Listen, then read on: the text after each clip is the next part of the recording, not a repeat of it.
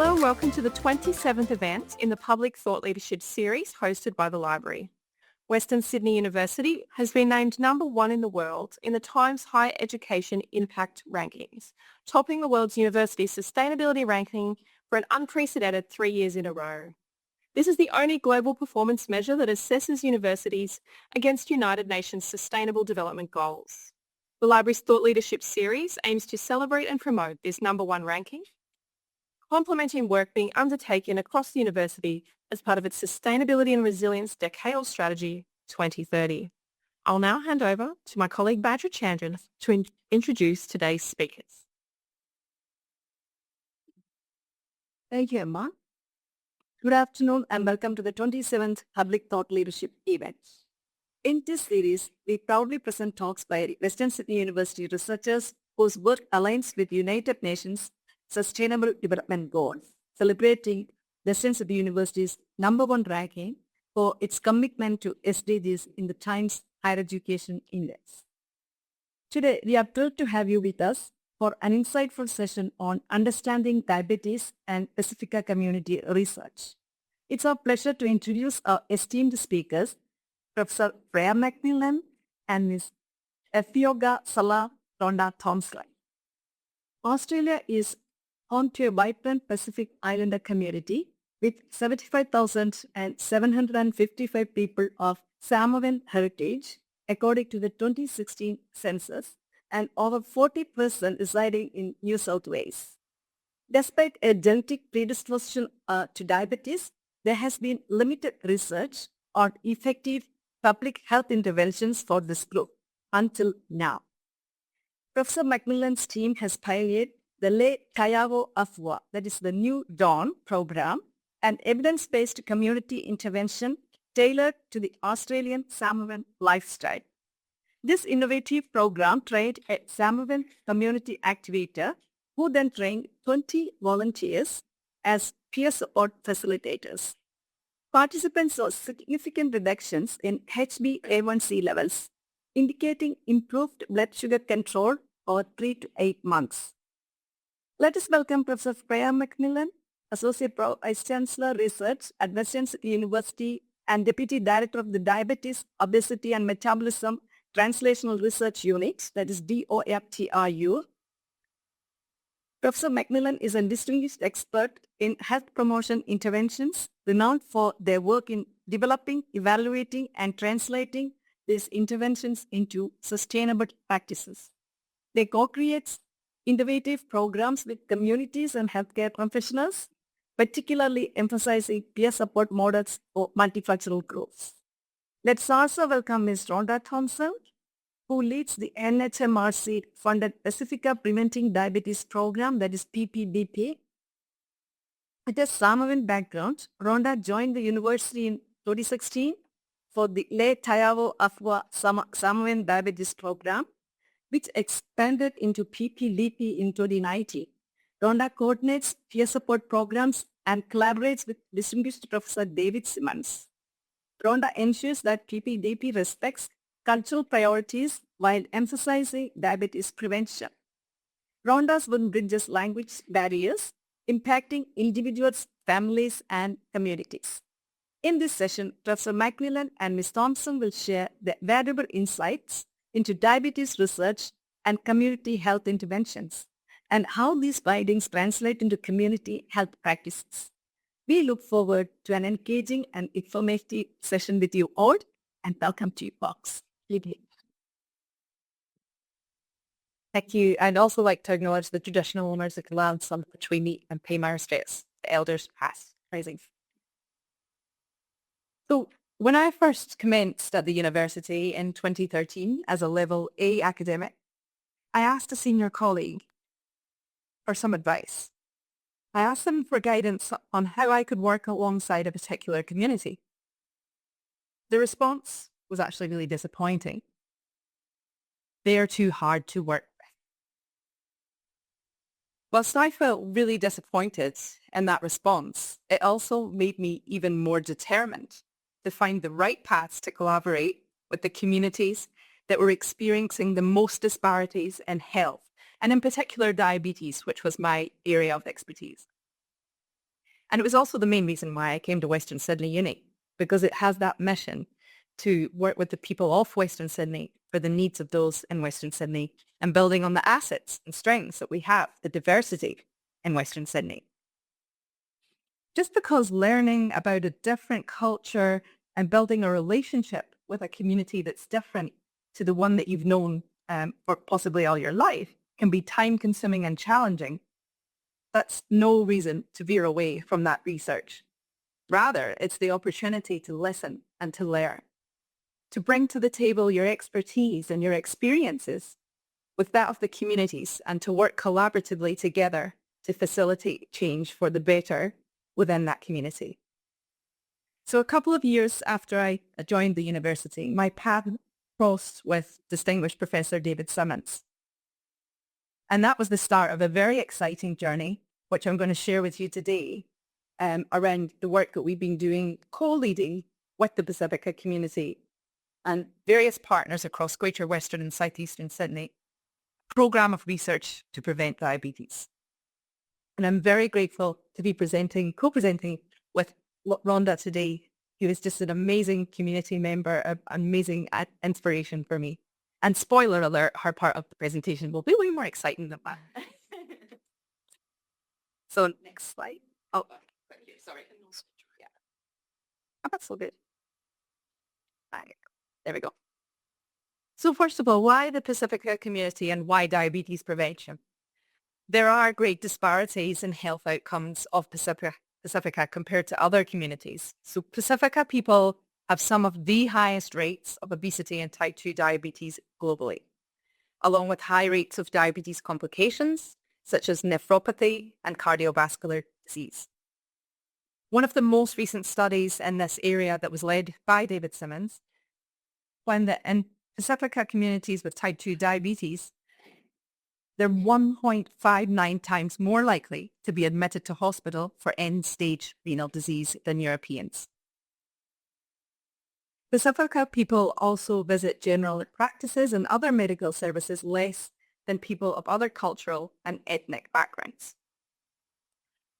We know that achieving at least 150 minutes of physical activity per week, following a healthy diet, and reducing weight by 7% reduces the progression to diabetes by 58% over 3 years. And in those with diabetes, it reduces overall mortality by about 20%. But uptake and engagement in heavily structured programs is low, and that's particularly so in culturally and linguistically diverse communities. So there's therefore great demands for programs that are tailored for multicultural communities where disparities in health exist, and using strategies that build community trust. Recommendations coming out of a Southwestern Sydney needs assessment were a call for church-based interventions, as a high proportion of Pasifika are connected to a church. And congregants have a really strong connection and high levels of trust with those within their church. Additionally, this needs assessment highlighted the need to build capacity within Pasifika communities to deliver programs for their communities. Thank you. And so back in 2016, a very passionate Samoan general practitioner reached out to our colleague David Simmons to ask if there was a way that we could collaborate together to tackle the issue of diabetes in Pasifika and Sydney.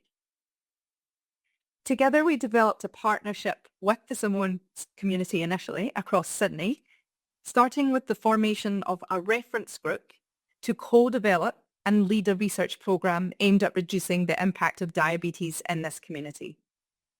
So we started by undertaking mixed methods research to explore where the opportunities were for diabetes prevention in Samoan communities in southwestern Sydney, first of all. And from this, we co-developed with community a church-based program called Taeao Afua, the New Dawn. And then we piloted that in 3 Samoan churches and 131 participants in the southwestern Sydney area. And that was funded by Southwestern Sydney Local Health District and 3 primary health networks in Greater Western Sydney. alongside our Translational Health Research Institute at the university. We then took this pilot evidence to additional partners. We expanded our community reference group to wider Pasifika communities, and we applied for NHMRC partnership funding to support a large step-wedge cluster randomised controlled trial. And this was to go across Greater Western Sydney and South Eastern Sydney in 48 churches, so going from 3 up to 48. And we were successful in getting that funding. So that was a $4.5 million project and included contributions from 13 partners in the Pasifika Preventing Diabetes program. So we were very excited to get going. We're all set up, just about to go, and then here comes COVID. So we pivoted. We had these great connections with the community, and we turned our focus to support the COVID-19 action. And so we partnered with our LHD partners, particularly South Western Sydney and Western Sydney LHD, to support their efforts during that time. But we're back on the ground now, and we're currently partway through the Pasifika Preventing Diabetes trial. PPDP, as we refer to it in short, will provide us with the evidence, the model and the framework, the resources we need to embed an ongoing program into the health system. And as mentioned, this is a huge collaboration, big team, lots of partners, and I just want to acknowledge all of our fantastic partners that we collaborate with. You can see them all up on the screen here just now. Next slide. So I'm now going to talk about the program structure. So what does that actually look like? So we, as mentioned, co-designed with the Pasifika community a diabetes prevention program. It's church-based, it's community-owned, and it's a lifestyle program aimed to improve the detection of diabetes, its prevention, and in those that have diabetes, to manage it. And as well as diabetes, it's about all the other risk factors for any chronic condition. So our program structure is shown in this figure. We have our community reference group that guide all elements of the research. We have a lead community activator, that is Ronda. She's funded through the Sydney Partnership for Health, Education, Research and Enterprise and the university. And so our lead community activator supports community activators that sit within population health and health promotion units in the 4 local health districts that are part of this project. The community activators are Pasifika themselves, and they train and support volunteers within each of the churches to be peer support facilitators. The peer support facilitators deliver group support sessions and activities in the churches out in community. They are not there to provide medical advice, but purely to support lifestyle change. And alongside this community approach, we also recognise the need for having diabetes healthcare support and general practice medical support beside our community-based strategies.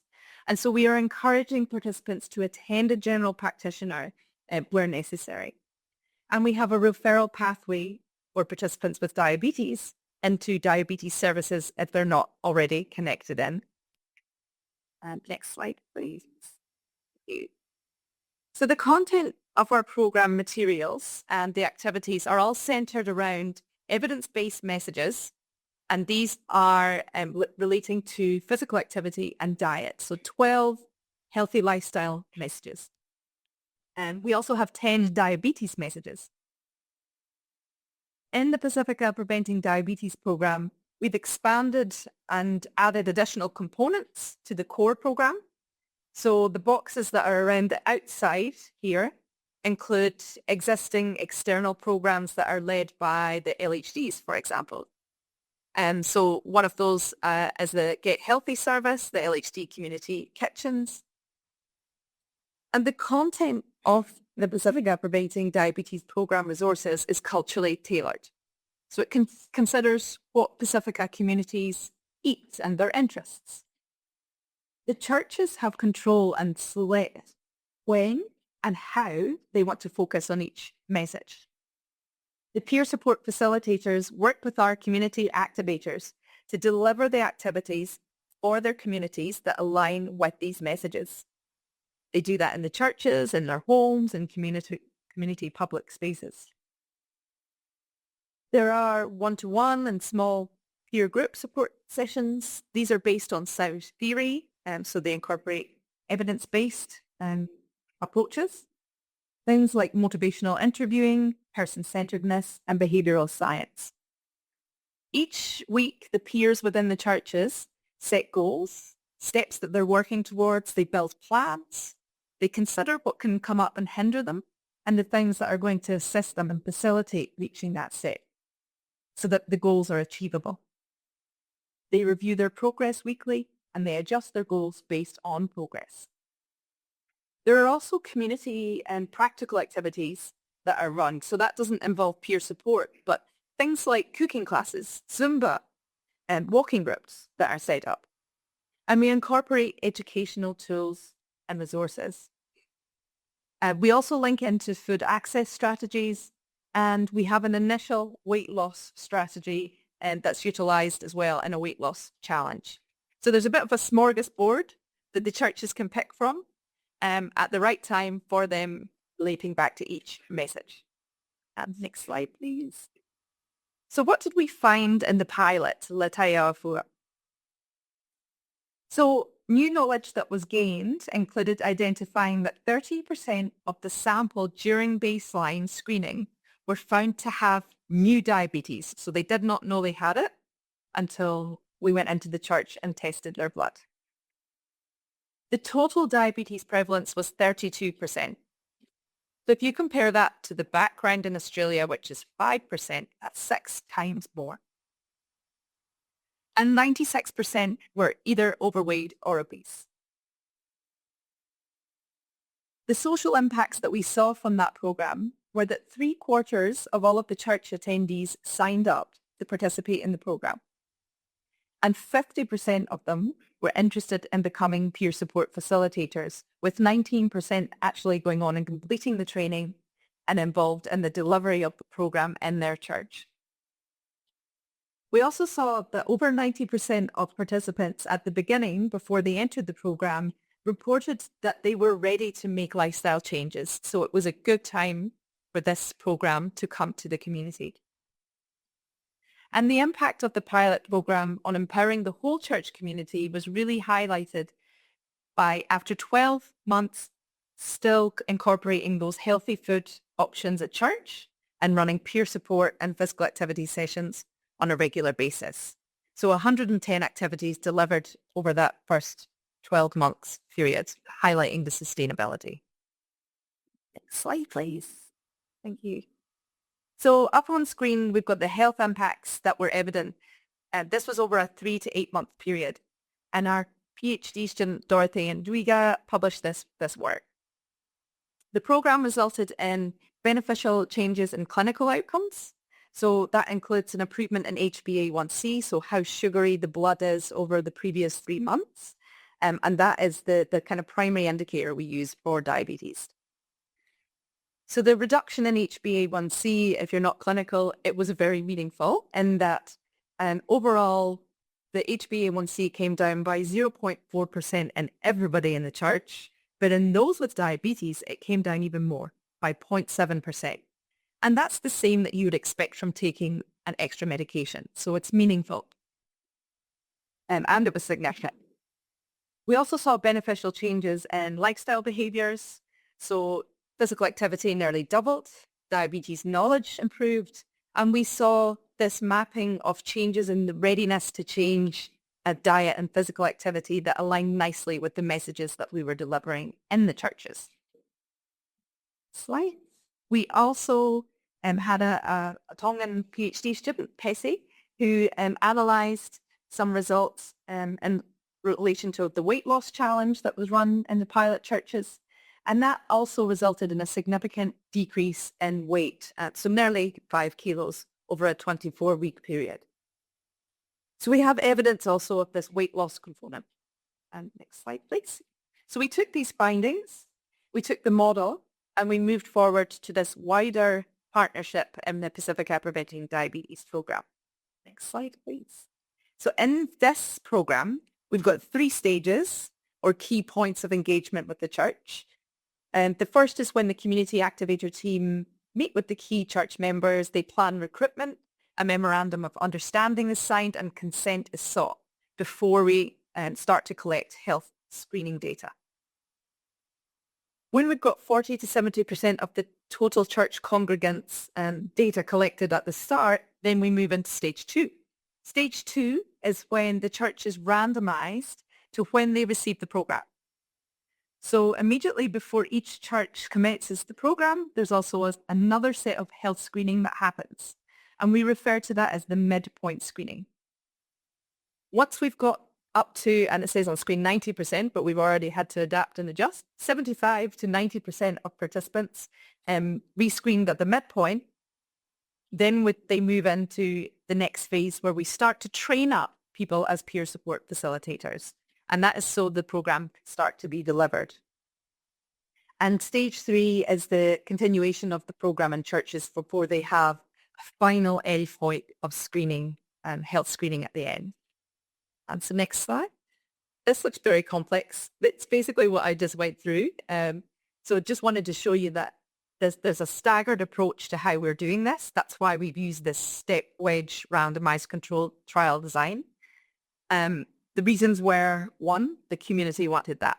They wanted every single church to have the opportunity to have this program.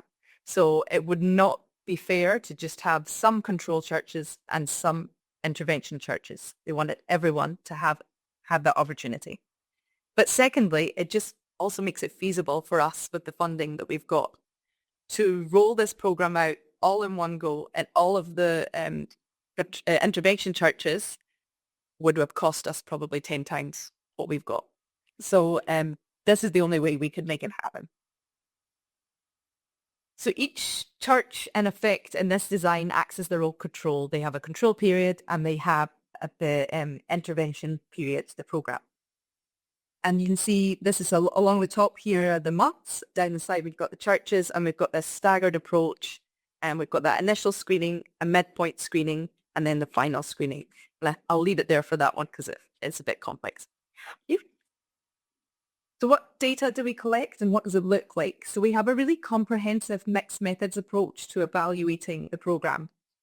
It includes collecting clinical data, questionnaire data, qualitative components, and a health economic analysis, as well as process implementation evaluation.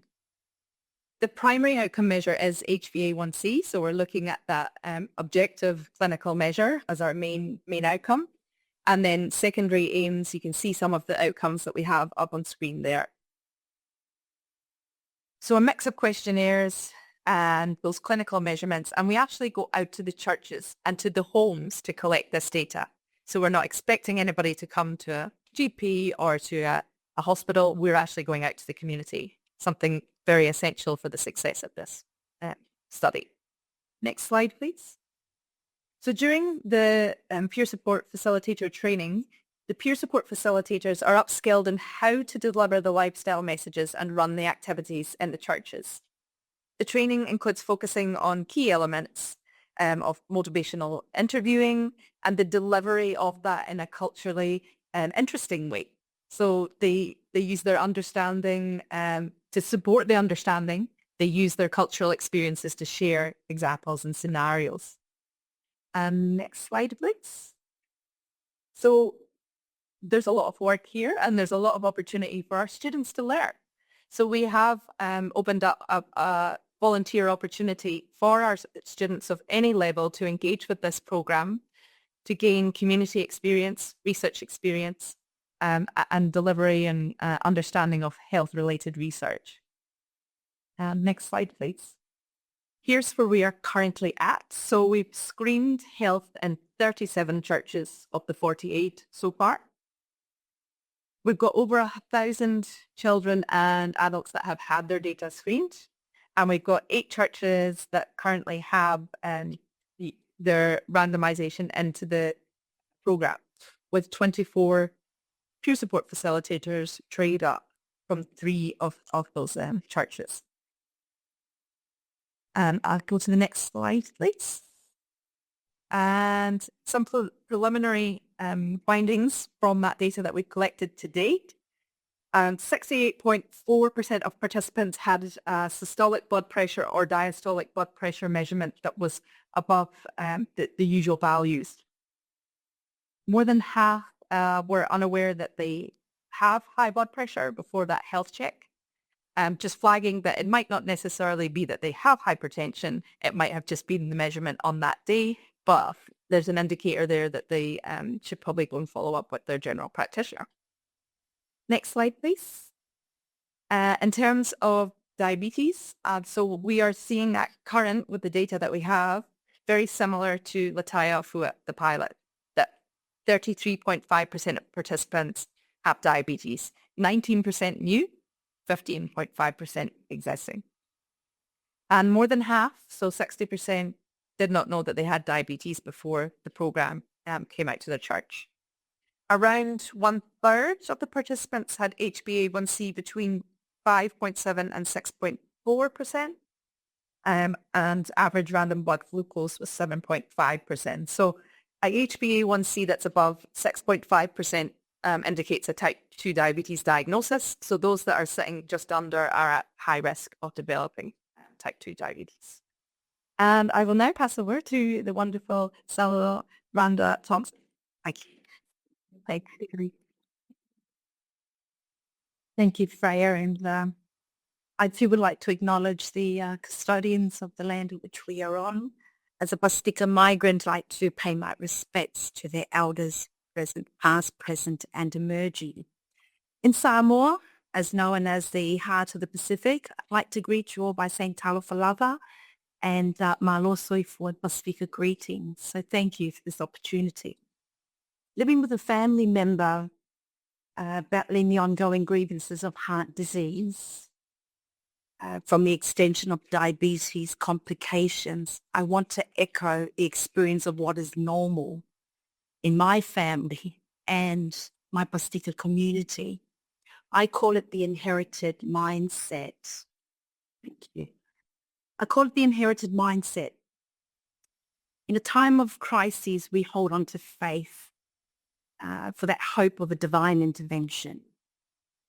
We succumb to the acceptance that death is by chronic disease. Why?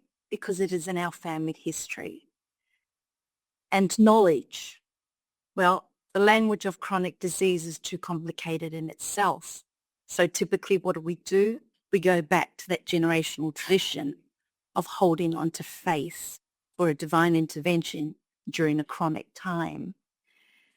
But my mindset has shifted since being part of PPDP, since being part of the Western Sydney University of Research. I've realised that better knowledge with chronic disease and the acceptance of change is for longevity. If anything, the divine intervention should be to balance my life. So how does this reflection translate into our role as community activators and our work in the community engagement? As Professor Freya had gone through a lot of the research and clinical side, but from a community activator and community engagement, how did it all come to be, and how did we redefine what community engagement really is from a Pasifika perspective? Well, first of all, the team that we have of Pasifika background has put us in a better position because of the knowledge and the learnings that we have taken in from PPDP. So our role is to maximize a win-win. We like to see it as we are delivering a research program as an experience for the community, not a process. So we've engaged with our participants for recruitment with their consent, and I will explain a little bit in the next slide how we also redefine that recruitment process. The PPDP has been tailored to be delivered in the community, in that safe space, in that familiar environment that our Pasifika are accustomed to. Recruitment with data collection and research, it's a health check for the community. The intervention process in planning the diet and physical activity programs, as Freya had gone through, but in our delivery also as language support, simplifying that concept of outlines of processes and taking it into the community with a much simplified language while we maintain the urgency of the program. And maximising retention, I say during the research scope evaluation at the end of the program to the community and our work, it's the retention scope of how it's sustaining this program of new learnings after research component. So we are bold with engaging our participants because of the value, again, that we have seen as a Pasifika team that PPDP has to offer. So the finer considerations in our recruitment is our connections. We are members of the community. We are also leaders of our respective cultures. So we always like to say we are part of the who knows who in the community. We approach with the understanding of the cultural hierarchy and the channels to navigate our presence inside the church community. I often say that if we think of the church space, it is for religious purposes. Congregations are gathered for the formation of the church. We've come in with PPDP and the benefits of what we have about knowledge and education, and we've actually now added value to the environment with the aim that the churches now take on the spiritual health together with the physical health to add to the longevity of their community. So I guess you can say, as a community activator, with the knowledge we have from the project, I have a duty of care. So does my team.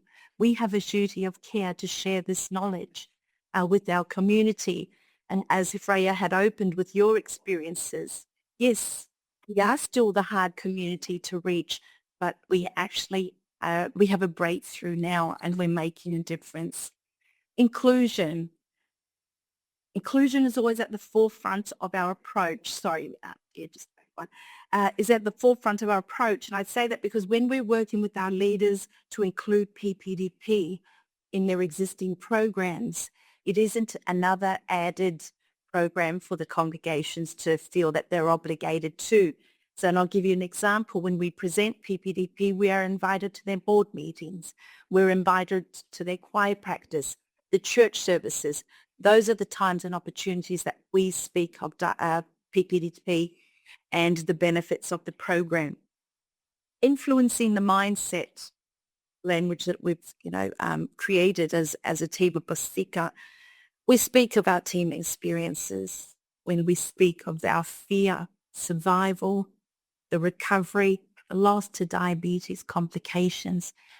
This is common language in the community, is to share. And that resonates. So our experience, not only as part of a research team, but our community and our cultural experience resonates with our participants in communities. And we leverage off that. So the culture and tradition is also very important. We go in with the intervention plan, understanding the cultural traditions. Hospitality is measured by the abundance of food. If food is love in our community, the gathering is about over a meal. So what we are doing now with the intervention, we are taking the learnings for the community of healthier lifestyle choices. I say to complement culture without taking away any of our traditions. For example, we look at some of our traditional food where coconut cream is probably the better. And yet during the pilot, we were able to make changes with coconut milk. And as a matter of fact, go the next step and made it light coconut milk. So there's a lot of learnings and experiences. But what's so important during the intervention is we are actually demonstrating. Everything's about the visual, listening and also guiding our community through. The culture and tradition and knowledge is important. As a team, as a project, we have gone into the community with this cultural knowledge.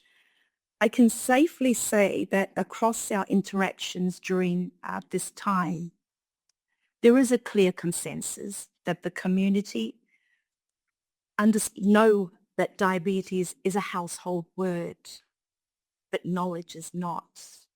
And this is where the community is starting to embrace. We all know what diabetes is. We all know what diabetes is in all our different language as far as the word diabetes. But knowledge and understanding how, why, what has our own culture impacted on the disease, we don't know, but we're finding out through. Thank you. Does it come with roadblocks? Of course it does. We're working with our own ethnic community, but we are leveraging off this knowledge to get through the learnings and take the educational factor into the community. Some of the engagement outcomes that we are now seeing as we're progressing through PPDP, community partnership with research, a lot of learnings, the community are understanding. We go in as a team of academics and researchers and community members and volunteers. Our local health districts that are partnering with us are working together. We're seeing the need for our LHD teams to want to be consistent in how and what they're going to take out to the community. This is a big one in these last few months, the changes within the church setup. As mentioned, how foreign this is to speak about health and all this formation of data collection in church. And yet the churches see a benefit and are setting up health committees. In our experiences working through churches, there are a number of denominations that include health in their doctrine. It's probably only 20% of the religious denominations, and yet one of our largest churches has now implemented a committee. Now, if we could take that example across to the next 36 churches, imagine the impact of change and that spiritual and physical health going hand in hand. Positive family changes.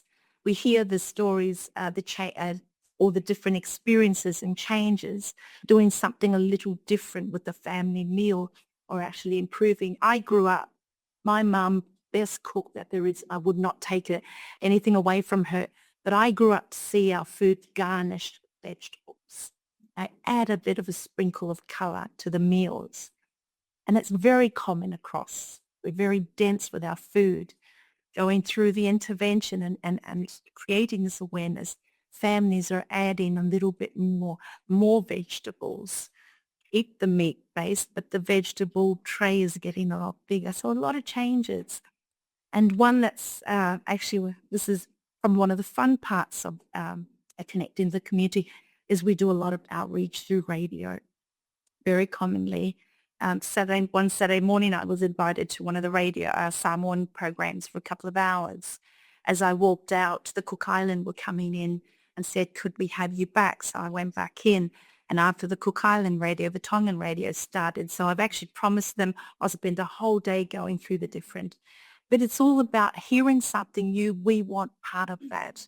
So what I will say in the different challenges we go through, the community do want to know and understand about all this learning. Thank you. Early this year, we called a Fono. So in the Pasifika, Fono is meeting or gathering where leaders and important things are discussed. So we brought together our community of stakeholders, participants, leaders of those that are joining the program. And it was an opportunity for our community to share their experiences. You know, Professor Freya had gone through with some of the findings and the outcomes.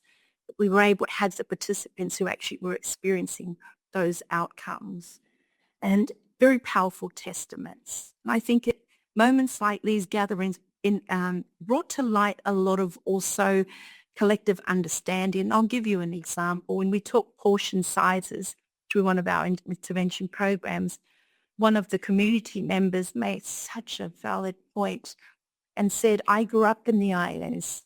Food was organic. Food was abundant. I mean, I grew up, breakfast in the morning was go out the back door, reach out to a pawpaw tree and bring it down, and that was breakfast. So, and when she said, we were never raised to consider portion size. And then you migrate to the land of milk and honey, because again, this is how we identify where we are now, and everything is so abundant. And then there's the hit with the chronic disease, and now we've come back with this learning and say, we need to consider portion size. So in the work that we do with PPDP, how do we redefine a behavior that that we have a community and we're not accustomed to. But it's not so much how, it's why. What is the implication?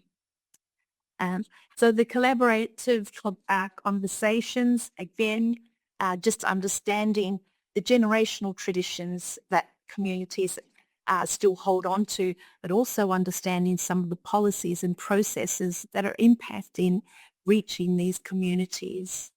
Thank you. We'll just play the video. This is from our pilot study that has now become PDDP.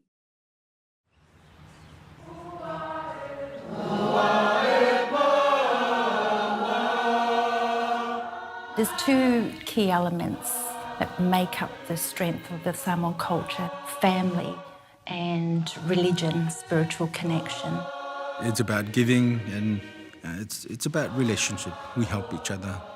Food is a big part of our culture. In fact, food is love. Traditionally, it's food from the land and sea. But we've been influenced, I guess, by the Western world and living a fast life. High fat, high starch, a lot of carbohydrates, high sugar.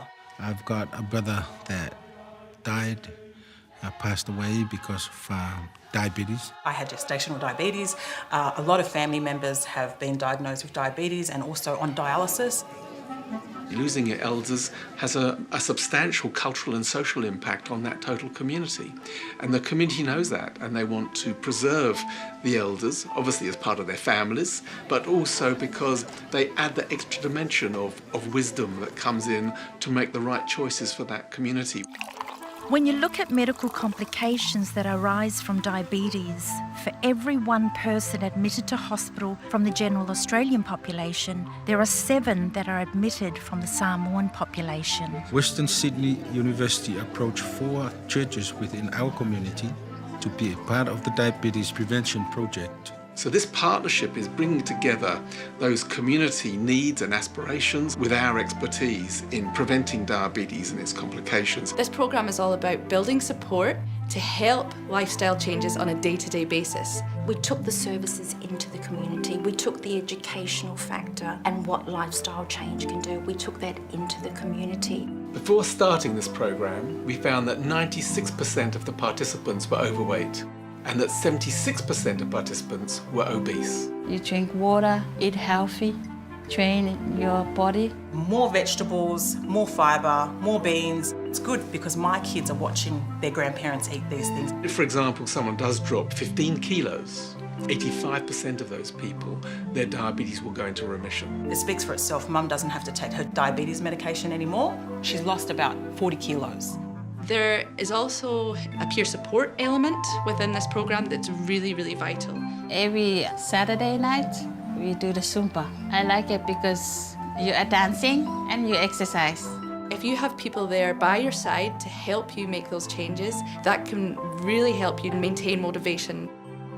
The improvements in blood glucose levels in those with diabetes were as much as you would expect from taking an extra medication.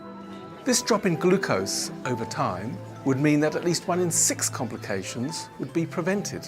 So a lot less heart attacks, amputations, strokes, eye and kidney damage. Western Sydney University is committed to conducting world-class research with its communities, not on its communities. It's a scary thing for the community, but to get them to know exactly what it is and how to deal with it, it's something that we really need. Our role as the university has been to facilitate the process, but the programme now belongs to the community. It's their programme, it's not ours. We're just there to help. I thank this program that I learn a lot, so I want to teach my children look after themselves. I don't want them to have diabetes. I wish and hope that people would have the opportunity to join this program and see how good it is.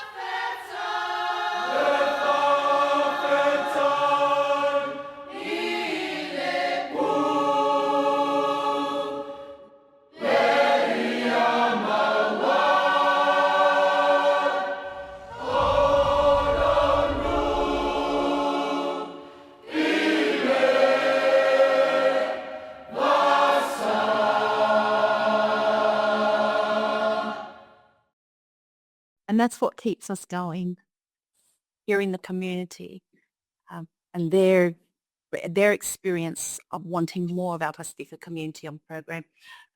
I would just like to close now with a Pasifika perspective of the collaboration that we had with PPDP and the Western Sydney University.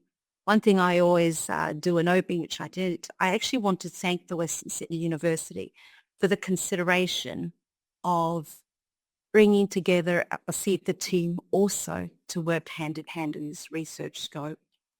But I'd like to just close by saying there was the late Teresia Tiawaya Kiribati was a scholar, poet, activist who wrote, and I quote, "The canoe metaphor emphasizes the idea of a journey or a process of learning over the destination or product. The model canoe she explores is one of which a collection of people with different roles board a vessel. PPDP is a large ocean-going canoe. The leadership and research are the captain standing regally in the stern or the navigator lying on the bow.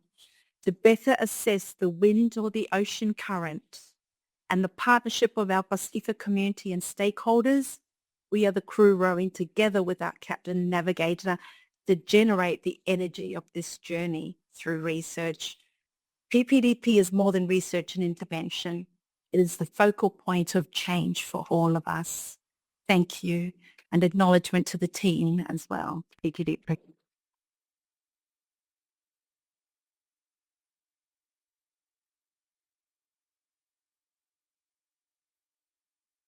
Now go to question time. Do you have any questions in the room? And Badger will also be fielding our online participants' questions as well. I don't have a question, but I did really echo with what you're saying. Our Latin community, we also have that kind of, everyone has diabetes, but what do we do about it? Like they usually go in families like, oh yeah, be careful because you'll probably get out, da-da-da-da-da. Even in my own family, both parents have diabetes. Most of my girlfriends have diabetes. I'm now on insulin resistance. So it's kind of like interesting where that's even saying 15 kilos can don't do shit. It's like, I didn't bite that out and start spreading that to people. Like, it can happen.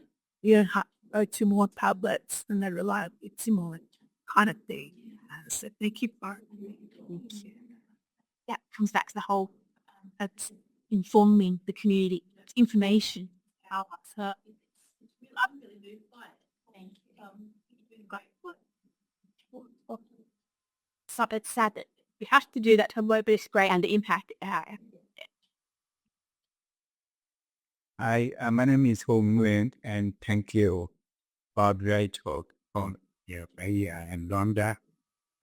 Very informative, and congratulations on your research. I can see the result there, and it's very interesting. Thank you. I have a couple of questions. The first one is, did we mention about gestational diabetes? That is found here. The combination is that T2D and gestational. Yeah, so originally David Simmons was going to present today on another piece of work specifically around gestational diabetes, but unfortunately he can come today. But just to say that everybody can participate in this program in the community. So we do have women who will have gestational diabetes or be at risk of developing gestational diabetes. And the churches can decide if they want to have a particular focus on one of their sessions around gestational diabetes, then we work with them to provide them resources and such to do so. So we know that lifestyle is, of course, important for everybody that's at risk of either type of type 2 or gestational. So, yeah. And the thing is that with the Pasifika community, do you know the total number of diabetes?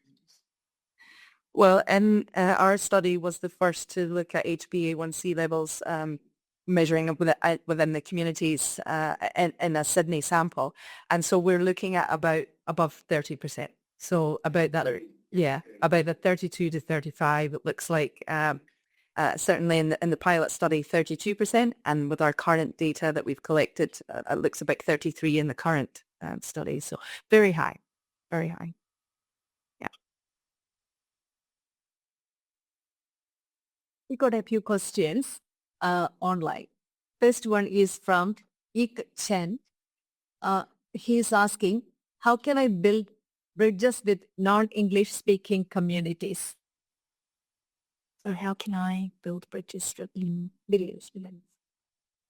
I find with what we've done with the pilot study, said as the team of community activators that are here in this academic space, it's very important that we understand the knowledge, but in relaying and working with the community, we're simplifying the information. But we're also very connected with the actual cultural experiences and what takes place in the community. So anything we relay with learning or education, we use the actual traditions as an example. I'll give you one probably when we were working on one of the interventions about reducing sugar. And once the peers understood the sugar contents from all our resources, the first thing that came to mind was what she is doing with her family, taking her care and her love to her family, but providing them with all unhealthy foods. But it's the way she was able to share and interpret back and now deliver it right across as a church community. I think it's important just to really be able to know some of the traditions and associate our learning with that as well. Just from my perspective, it would be to work with if you can find someone who is bilingual from that community, work alongside them to help and guide you. So there is another question from Radin Sharma. He's asking, may I know what QOL, that means quality of life, measure was used in your research? Yes. No, I should know it off by hand. I think it was, so we used the SF 12, I think it is. But can you email me after today and I will reach out to you. But we have got a diabetes quality of life and a general quality of life measure as well. So I believe I might be saying the right thing. We've used the World Health Organization 5 index and the SF 12. Thanks for the two. Yeah. If you just get the questioner to put their email in. Yeah. Okay, I'll try it. Thank you. Then yeah. So there is another question from Amy. Two questions. And she's telling, thank you for the talk. And so many people said, thank you, brilliant presentations. She's a PhD candidate at the University of Auckland, researching Samoan traditional diet to address type 2 diabetes in Samoan women in New Zealand. So the questions are, was there any discussion about our consumption of Samoan traditional foods? First question. Okay, I think it just takes it back to, we look at what are the healthier options. We look at what are our food based on trend and behavior. And one thing I've been able to bring into this research program is understand the cultural make. We have a priority to look after our village, our church, our community, and all events. The reality is, and I say very respectfully, we eat based on affordability. It's what's left. So that's where a lot of the impact is. But by doing that, this is why we say we're not taking away the tradition and culture, but we look at what does that look like now. If it's, as we do in the surveys of our questionnaires, removing fat off the meat or chicken and so forth. So we look at different cooking alternatives with what we do have. And again, looking at seasonal foods, fruit and vegetable to increase more in adding the fruit and veg as well. So I always say we've got to understand the mindset. That was my opening when I was first asked, how would you motivate our people to eat healthy? My actual honest was I would not waste my time, very similar to the opposite response that Freya got when she started. But what I meant was you've got to understand the mindset of the community to influence change and start coaching's behaviour. So it's very much understand what is the level of food that families are able to access. There are many that have migrated and have adapted well, but there is a generational tradition that we have as well. We serve our elders first, so they may get the best of what really isn't of healthy, but it's the abundance that we provide, and the family will not. And younger families are actually adapting to better way of eating.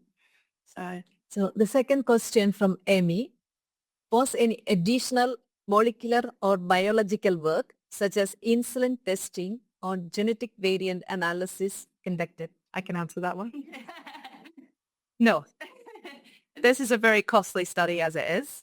We would love to have those additional components, but within, we have to work within the funding that we have got at this stage. So would be excellent to have those additional concepts, measures in there, but not for now.